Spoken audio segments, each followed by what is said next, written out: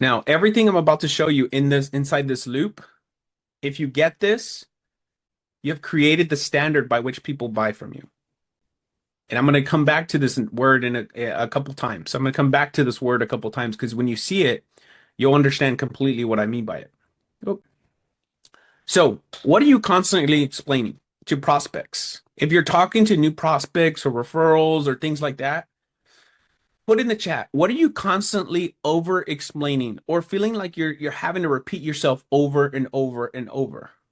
If you're having that right now, that tells me you're talking to enough people. If you're not, then that tells me you're not talking to enough people. I know if you're running ads, you should be putting something in the chat right now, because you get this all the time. Okay, what do they get?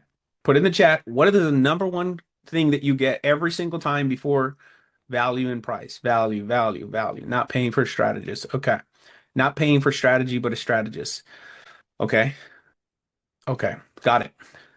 Are you saying, hey, what do I get? Like, are prospects saying, hey, what do I get?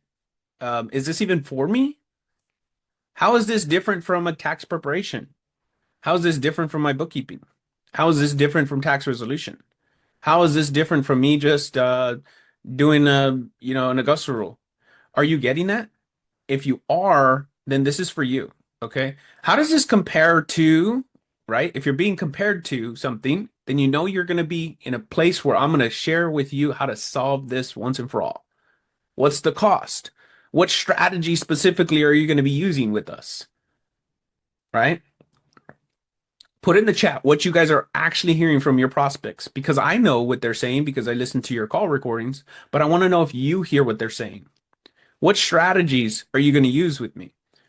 I'm already using that. How is this different? What's the cost? Why should I do this versus anything else? Why should I pay you to do more work when I could just give to the IRS and nothing changes for me? Right? The real problem is not your sales. The real problem. And I can say this because, to be candid with you, we don't hear those problems. We don't hear those problems. And the reason why, here's the big reason. The reason is positioning or lack thereof. It's positioning. It's how the client perceives you. When they approach you, this is an unspoken truth that nobody wants to address, but it's very, very apparent.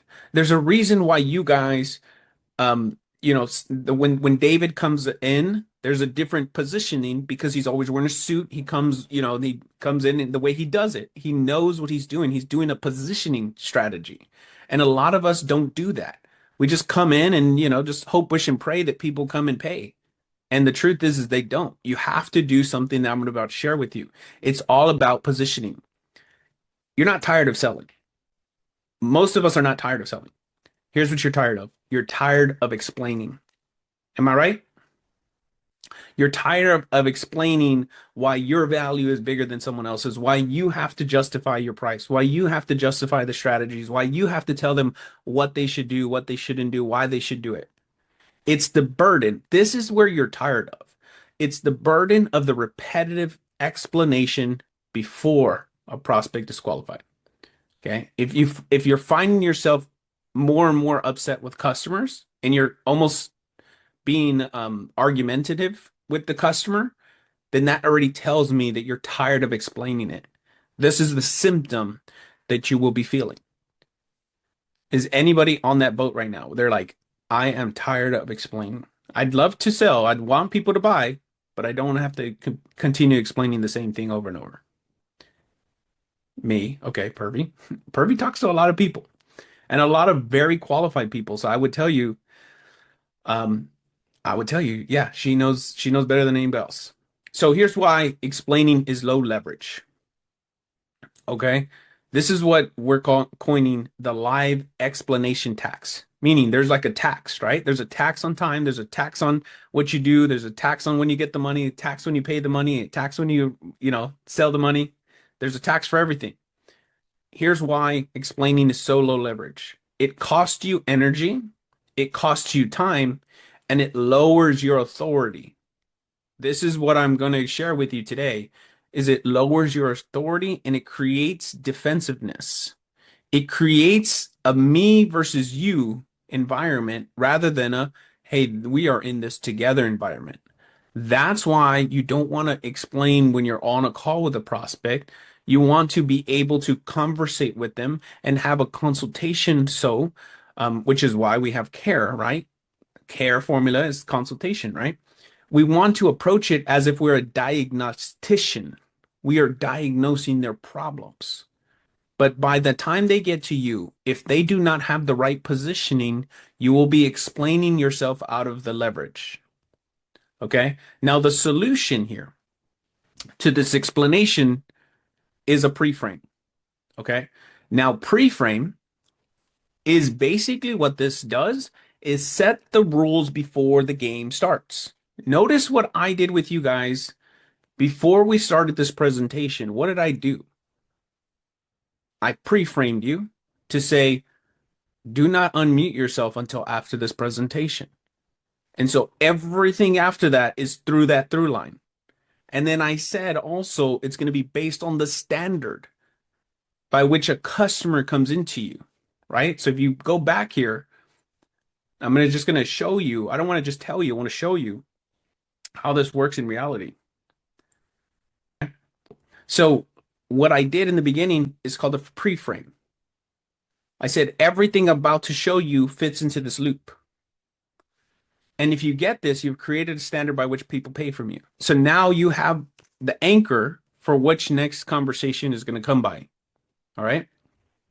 And this is so important because explaining is a reaction.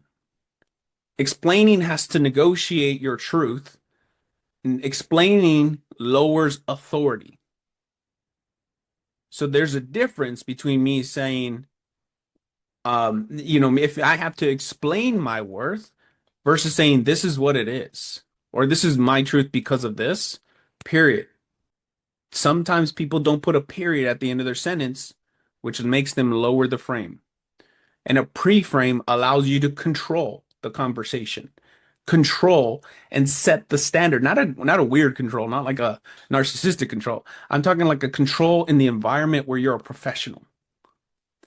Professionals control their environments. Professionals set the standards. Professionals raise an authority. And by doing a pre-frame, you allow them to set the rules for yourself and them so that way, when things go off the beaten path, you can come back to the pre-frame. If you ever notice how David conversates or does anything he does, he is such a great communicator because he does a pre-frame. He does a really, really good job of a pre-frame. This is why he doesn't get objections because he does a lot of pre-framing so that way he doesn't have to explain. Once you get into the explanation, you've already lost the frame. Okay. So what pre-framing actually means is basically just setting the context, expectations before, so that everyone's in alignment. Now, where does before you talk to a prospect, here's the 8 things or 7 things you want them to know. You don't need them to know in detail because there's this kind of delicate dance of over-explaining, which again, back down to lowering your standard or lowering your authority, but you want to give them an overview of what to think about so that way you can control the thought process. You want to make sure that you have all the variables to control for when you are having a conversation with the prospect. So you want to, when you're doing this to cold prospects or even warm prospects, right? Even if it's a referral, a warm referral. I had someone talk, I think it was, I don't remember who it was, but it was a warm referral and they showed them exactly what they were going to do for them. And that warm referral still wanted another referral before they decided. Why? Because these questions were unanswered. Who are you? Who the heck are you? Right? What have you done to be able to have a conversation with me here? Who do you actually help? What or who have you already helped? Right? What problem do you solve for me? I'm about to talk to you. What problem are you about to solve for me? Not what problem you're going to solve for you. What your problem you're going to solve for you is you're going to get money at the end of it. But you need to know, you need to articulate to them. Doesn't have to be like in detail, but it does have to be an overview of what problem are we here to solve. So if you can address that beforehand, you don't have to talk on the call or after the call about what they're going to expect. How many of you have ever gotten on a call? Let me show you how the symptom shows up. Let me show you how it shows up in a conversation. How many of you ever talked to someone, you told them what the price was, and immediately as soon as you told them, they say, so what am I getting again? Has everyone ever experienced that? Okay. The reason why, now if you say no, it's because you're talking to warm clients. But if you say yes, you know that the pre-frame is so important. Now you've been pre-framing them. If you're saying, well, I've never had that, it's because you've been pre-framing them for years, right? And so now you're tapping into that nice pre-frame. But when you're talking to someone that doesn't know who you are, if you don't address these things, those are what you consider stall. Those things stop a sale, or rather, they slow down the sale because it's a straight line, kind of like this. And then if I have to start thinking, I start slowing down, like kind of like I start slowing down to a halt. And then I have to pause. Once I get the pause, I know that I have to explain myself. And if I have to explain myself, I've lowered my standard. I've lowered my authority. I've lowered my what they perceive me as. Okay. How does this work? This doesn't have to be an overarching thing where it's like you're gonna get I'm gonna do a trifecta for you. I'm gonna do your cost segregation. I'm gonna do your tax returns. I'm gonna do your bookkeeping. You don't have to do that. No, that's actually coming off needy. How does this work? It's very simple. We look at your tax situation. We understand where you're at. We give you we help you understand your process right now, understand the best strategies for your specific situation, and then we show you exactly what it looks like if we decide to work together, what it will look like to work together. That's it. It doesn't have to be more than that. It has to just be overarching enough for them to say, I want to do this, but I don't know exactly how. Okay, how is this different? Some what some people call this is called a VSL. When before someone talks to you, you almost have to explain how you are different, simultaneously different and better than everything else they've done in the past. How is this different from a financial advisor? You probably heard that before. How is this different from you doing my tax returns? You probably heard that before. How is this different from bookkeeping? You probably heard that before. Aren't you already doing this for me? You probably heard that before. Or you've probably thought that before. You thought that they're thinking that. These are all things that if you have that confusion in the prospect's minds, it will stop. Okay? Are there any other things that you find yourself explaining now to be candid with you, this particular training today is for those of you that are talking to prospects that are somewhat semi-cold. They're not your current clients. Your current clients will trust you and go to battle with you forever. They'll do whatever you ask them to do. But if they're a referral, if they're a cold market, if there's someone that doesn't entirely know you, like you, trust you just yet, if you do this, you actually replicate the trust up front so that when they talk to you, they've already done those three things, which is know, like, and trust you. Okay. Now, if they don't do those things before the call, you explain them on the call. This is why people do webinars. Why do you think people do webinars? Because you do a pre-frame. Before someone engages with you, this is how we engage. This is what to understand. This is what you get. There's a framework to it. That's why I'm saying these are the frames that by which people use to allow them to go. Okay. So where do time wasters exist? Time wasters exist where the pre-frame is weak. Meaning,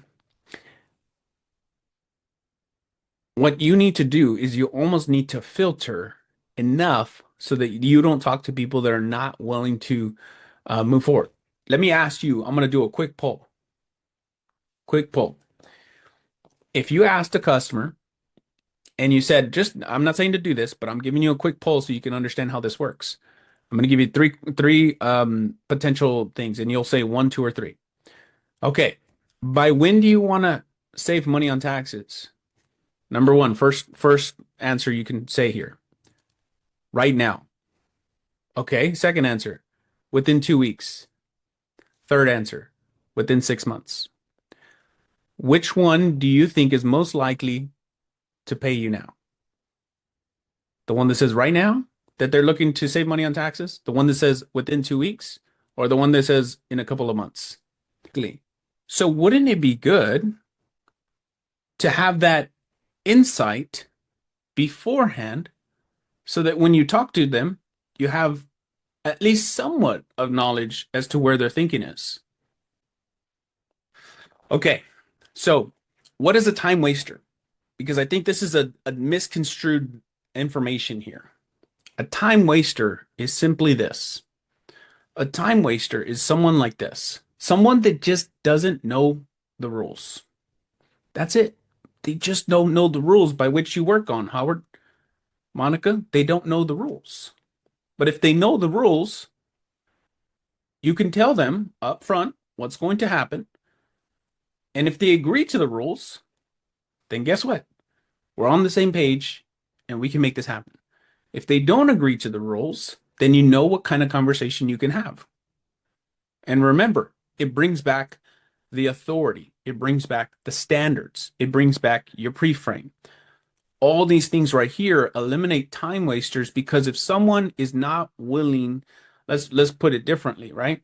Let's say it differently. If someone knows the rules and avoids the rules, what kind of customer is that? If they know the rules by which you guys engage with and they avoid them, what does that tell you about them? And so, not serious time, like, okay. So, have you ever heard the saying, give someone enough time, they'll reveal who they really are? You guys ever heard that before? Right? And then this process here, if you just give them the rules up front by which to engage on, it makes it much easier. Guess what? This also pertains to how you guys apply services, because that will solve the, hey, I didn't know you were doing this for me. Or I didn't know you weren't doing this for me, right? Up front. That helps you with this if you do what's called the pre-frame. Now, I'm telling it for marketing, but if you're really listening to what I'm saying, you can be applying it to your engagements. You can be applying it to your services. So the pre-frame, if you notice, it's all about setting standards up front, so that way you don't have to reiterate the standards later on. This is how you can avoid objections beforehand. And so when an objection does come, you have a great position to stand on, because you've already set the standard beforehand, so you can revert back to it when they step out of line with that standard you set. That's how, when David does these positionings, when he can make these objections, which you guys are going to be covering over the next couple of weeks, when David's going to cover these objections, he comes through it from a position of authority. And so when you have a position of authority, then you can set the standard and stand on that standard. And if they're not willing to participate in that same standard as you, that's okay. Now, objections are still going to come. I'm not saying you're going to avoid them, but now you have something you can fall back on. And hey, we agreed to this. These were the terms we agreed to, remember? And that's how that works. Okay? So, that's it. They're not bad. I actually put a picture in here, and I was like, they're not a deadbeat, That's not them. They're just unprepared. And that's our responsibility, not theirs. Our responsibility as leaders is to prepare them beforehand so they don't get rushed into something that they don't know. That's our challenge as leaders. Okay. And then unprepared prospects creates burden. Burden creates chaos. So it's kind of like um the thing, I don't have a job because I didn't go to school. I didn't go to school because I didn't have a job. The loop. So it's one of those things. And chaos creates more chaos, right? So chaos has you believing in some instances, there you go, education. That's right. That's right. If you can educate a client beforehand, you don't have to educate them on the call. That's what I'm trying to get across here. And chaos has you believing marketing and marketing doesn't work or you suck at sales. Neither of those are true. You don't suck at sales and you're not bad at marketing. It's that we need to set the pre-frame or set the standards beforehand or educate them rather, so that way when they come prepared. The best kind of customers are prepared customers. Am I right? Prepared customers are the best kind of customers. Okay. So how do you tactically do this? And I'm going through this pretty fast, so you guys can bring up some questions here at the end. I'm almost done with the training. Okay. So this is the leverage shift. This is tactically how you put it into your process so that way it becomes a strategic thing all the time. And so that way you know what things influence what. Here's how to shift your frame and positioning tactically. So here's how tactically you do this. You move the conversation upstream. So for an example, in Purvy's case scenario, let's say you're doing marketing. You capture this lead, and on the call, you get these questions. Well, you put the responses in the front so that way you avoid that question altogether. Okay? You don't rebuild the whole thing. You actually just put friction points in the front so that way it doesn't come up at the end. That's how you solve the time thing. That's how you essentially move your time much faster. You multiply by allowing yourself to eliminate the need for having to address these things beforehand. If you really think about it, what I'm doing now is this training right here becomes a multiplication. So I'm going to take the same training and use it as a front end thing to pre-frame prospects. You guys should do the same. So when you have a question, and I don't want you guys to get a bunch of things, you say, for an example, what strategies do you provide? Well, you take that question that they give you on the call and you put it on a call beforehand. So that way a prospect knows what to expect. And maybe you're not actually going to be sharing strategies, but if you set the pre-frame up front, you can always revert back to it later on. So for an example, I'm going to go back here. What strategies do you provide? If you put on a video or a little text message or something before they book a call with you or before they talk to you on a phone call, and you say, unfortunately, this call is not where I'm going to be providing you strategies. This call is actually so that we can determine if we're a good fit to work together. If what you're looking for is just strategies, then this might not be the best call for you. You see how you eliminated that whole time frame? It sets the tone. That's right. It sets the tone. That's how you keep the frame. And if they're unwilling to abide by that, then you're willingly taking on that objection later on because you know it's going to come, right? Or to the same degree, if they ask you something, if they ask you something in advance, this is why, like for an example, why do you see David put out so much content? We tell them, hey, these are the objections. Put the content on the front of the funnel so that way they don't address them at the end of the funnel. This is what people call a video sales letter. A video sales letter. Okay. This is why the people do that. Because it's an addressing of what to expect beforehand, so you don't have to address it at the same time on the call. So this is tactically how you do this, okay? So you want to say it clearly before you ever talk to you. Okay? Now they either have two situations that they can approach it through.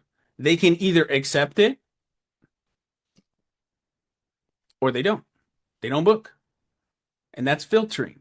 Filtering right there. And again, to be candid, I'm talking to the people that have talked to a lot of people. So if you're not talking to a lot of customers or talking to a lot of people, then this is gonna this is a little bit too far ahead for you. This is if you're talking to customers right now or talking to potential prospects and you're having objections on the call, then the best way to avoid those objections or mitigate those objections, right, is to handle them in advance. It's called pre-suasion. Okay. Pre-framing raises your authority. When you explain, you have to negotiate. And when you have to negotiate with the prospect that you're about to enroll into your process, then you've already lost. You've lost the frame and they control the conversation. That's not what you want to do. Okay. When you pre-frame, you set the standards. Standards repel the wrong fit. Standards repel the wrong people. And standards attract the right people. Okay, let me repeat that because some of y'all didn't get that. Standards repel the wrong people. The wrong people do not like standards. The right people love standards. Am I right? How many of you guys like when someone tells you, hey, this is what's going to happen? This is exactly how it's going to happen. Okay, makes sense. Yeah, absolutely. Okay, so you eliminate these time wasters by making confusion impossible. A confused mind never buys, as they say. And if they're confused beforehand, when you get on a call and you're having to explain their confusion away, then you already lost half the battle, or rather half your time. When you could have just set most of the expectations up front and front loaded that information so you don't actually have to address it after. Okay. This is why, essentially, if you look at what we do, we always try to lead our best with somewhat of a training beforehand so that that way the pre-frame is correct. You need to be persuasive, as the book suggests, Persuasion by Robert Cialdini. If anyone could drop the book name in the chat, that'd be great. And also never split the difference. Okay. So here's an exercise as we go into it, and I'm going to show you guys where I told you I was going to give you something, right? I set the pre-frame there. Here's the one sentence exercise that I want you guys to do. This will serve you even if you're not marketing.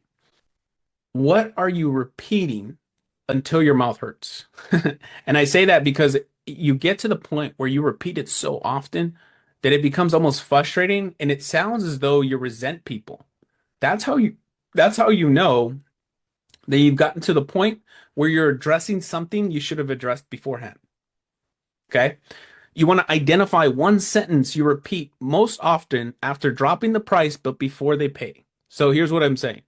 Here's some common things that clients or prospects will say. How much does this cost? Okay? Well, if you set the pre-frame beforehand, you don't have to say it costs a certain amount, but yes, there's an investment. That depends on your strategy, and that also depends on your thing. We can discuss price on the call. Boom. You address the thing on the front, but you don't have to give away your pricing. Okay.